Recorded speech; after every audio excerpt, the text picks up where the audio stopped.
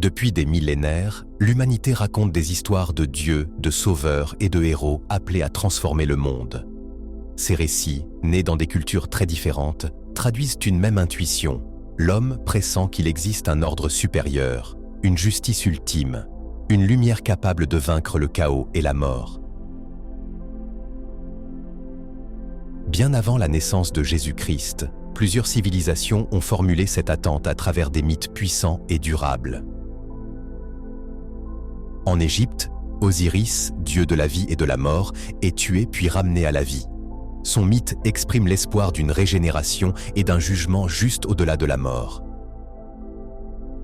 Horus, fils d'Isis, affronte le chaos afin de rétablir l'ordre cosmique. En Inde, Krishna naît de manière extraordinaire, menacé dès sa naissance, et devient un guide spirituel enseignant la droiture, le courage et le détachement du mal. Partout, on retrouve les mêmes motifs, une naissance exceptionnelle, une lutte contre les forces destructrices, un enseignement salvateur et parfois une victoire sur la mort.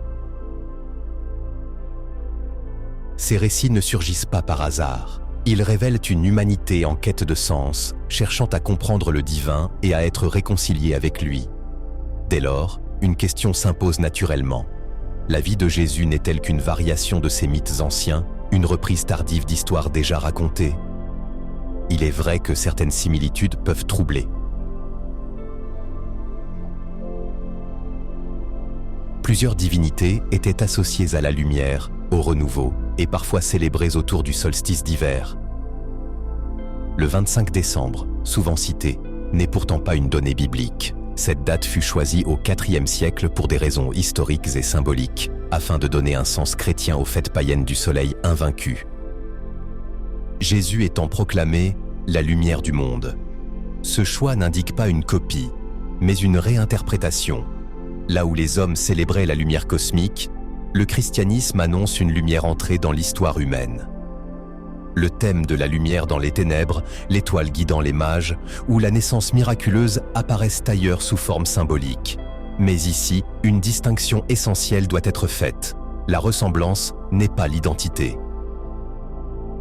Les mythes antiques sont avant tout poétiques et symboliques. Ils expriment des vérités spirituelles à travers des récits intemporels, sans ancrage historique précis.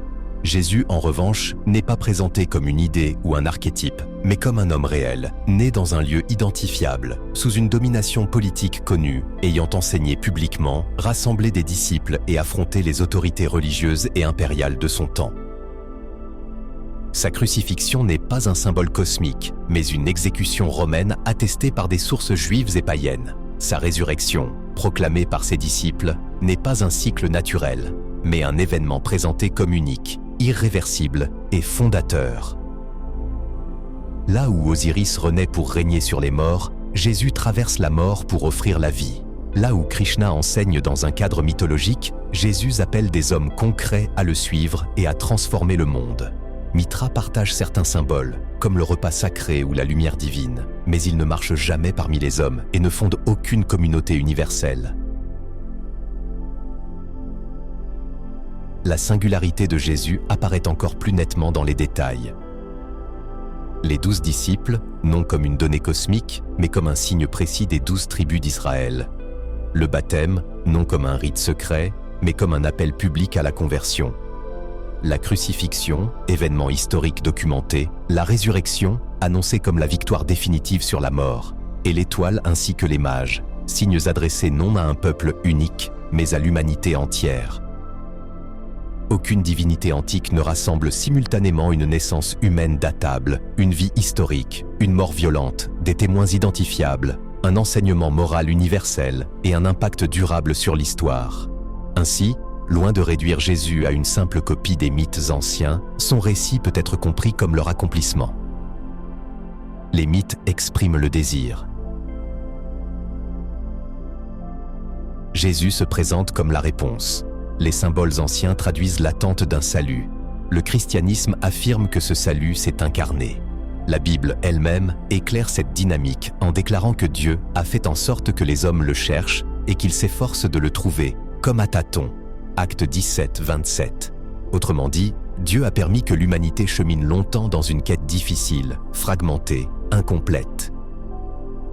Les cycles de mort et de renaissance d'Osiris, la lumière victorieuse de Mitra, le sauveur attendu des traditions indo-européennes, ou la sagesse incarnée du Bouddha ne sont pas rejetés comme de simples illusions, mais compris comme des préparations, des échos imparfaits d'une vérité plus profonde. Cette vérité, selon la foi chrétienne, ne s'exprime pleinement que lorsque la parole a été faite chair et qu'elle a habité parmi nous. Jean 1,14. Là où les mythes parlent en images, Jésus répond par une présence. Là où les dieux restent lointains, Dieu s'approche. Paul résume cette conviction en affirmant que toute la plénitude de la divinité habite corporellement en lui. Colossiens 2,9. Jésus n'est donc pas la négation des croyances anciennes, mais leur réponse physique, gratuite et inattendue. Cette idée trouve un écho dans d'autres traditions. Le Rig Veda évoque un principe unique dissimulé sous de multiples noms, et le zoroastrisme annonce la victoire finale du bien sur le mal. Le christianisme affirme alors que ce principe, longtemps cherché, s'est révélé sans contrainte, sans mérite humain, dans la pure gratuité. Ainsi, après avoir laissé les hommes le chercher à travers les siècles, Dieu se rend visible et accessible en Jésus-Christ. Emmanuel, Dieu avec nous. Matthieu 1,23. Non plus comme une abstraction, non plus comme un mythe, mais comme une présence incarnée, offerte à tous les peuples, comme la réponse vivante à la plus ancienne quête de l'humanité.